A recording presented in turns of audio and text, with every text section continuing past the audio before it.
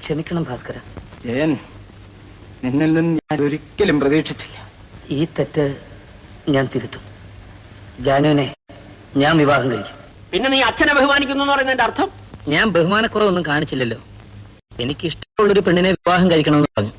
അച്ഛനനുസരിക്കലാണ് ഒരു പുത്രന്റെ ധർമ്മം. സാധാർത്ഥമായിട്ട് ജീവനെ തന്നെയും മാതാവ് തന്നെയും സീതയെ തന്നെയും കേട്ടിട്ടുണ്ടത്. അത് ശ്രീരാമനല്ലേ? നിങ്ങൾ എന്തിനാ അവന്റെ മുഖത്ത് ആട്ടുന്നത്? എന്നാ നിന്റെ മുഖത്താട്ടാ. നിങ്ങളിങ്ങനെ വാശി പിടിക്കരുത്. എടി ശങ്കുണ്ണിവനെ വാശി പിടിച്ച് നടത്തിയിട്ടേ ഉള്ളൂ. അച്ഛൻ എന്തു പറഞ്ഞാലും ശരി, ഞാൻ ആ പെണ്ണിനെ വിവാഹം കഴിക്കും.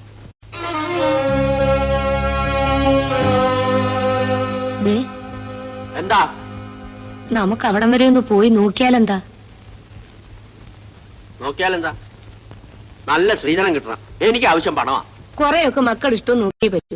പിന്നെ നിങ്ങൾക്ക് അവിടെ വരെ ഒന്ന് പോയി അന്വേഷിച്ചുകൂടെ? അവന്റെ ഇഷ്ടവും നമ്മൾ നോക്കിയില്ലെന്ന് വേണ്ട. ഇന്ന് വരെ നീ പറഞ്ഞതെല്ലാം അനർത്ഥത്തിലേ കലാശിച്ചിട്ടുള്ളൂ. ഇതും കൂടെ ഒന്ന് പരീക്ഷിച്ചോളെ. ഈ പുരയിടം കൂടാതെ മറ്റു വരുമാന മാർഗങ്ങൾ എന്തൊക്കെയുണ്ട്? കുറച്ച് നെൽകൃഷിയുണ്ട്. ഞങ്ങള് രണ്ടുപേരല്ലേ ഉള്ളൂ. പറഞ്ഞ ചോദിക്കാൻ മറന്നുപോയി. കുട്ടികളൊക്കെ ഇവിടെ? ഞാൻ കല്യാണം കഴിച്ചിട്ടില്ല. കൃഷികാര്യാദികളൊക്കെ ഉണ്ടെന്ന് പറഞ്ഞല്ലോ. എത്ര ഏക്കറുണ്ട്? ഏക്കറൊന്നുമില്ല, ഒരു 30 സെന്റ് വരും. അങ്ങ് പോകാറേ. മോളുടെ പേരെന്താ? ജാനകി. ഞാൻ ജാനുവെന്ന് വിളി. ഇന്നത്തെ കാലത്ത് കൂടുതൽ പഠിച്ചതുകൊണ്ടൊന്നും വലിയ പ്രയോജനമില്ല. എന്നാലും ചോദിക്കണമല്ലോ. മോൾ ഏത് ക്ലാസ് വരെ പഠിച്ചു? അവള് ജയൻ ഒന്നും പറഞ്ഞില്ല. അവൻ പറഞ്ഞുകൊണ്ടാണല്ലോ ഞങ്ങളെ കൂടെ ഇറങ്ങി തിരിച്ചത്. അവൾക്ക് സംസാരിക്കാൻ കഴിവില്ല. എന്ന് വെച്ചാൽ അവൾ ഊമയാണ്.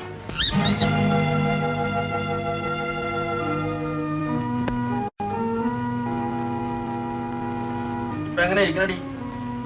നിന്റെ അല്ലേ മോനെ ഈ നാക്കും മൂക്കും ഇല്ലാത്തവർക്കേ കിട്ടുള്ളൂ.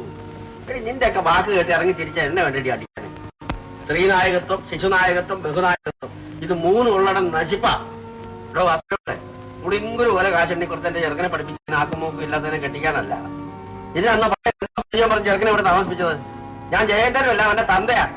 തന്റെ പെങ്ങള് ജലമാകാതിരിക്കുകയാണെങ്കിൽ ആ പറക്കോട്ട് അന്തിച്ചെന്നെ കൊണ്ടിരുത്ത് പണി.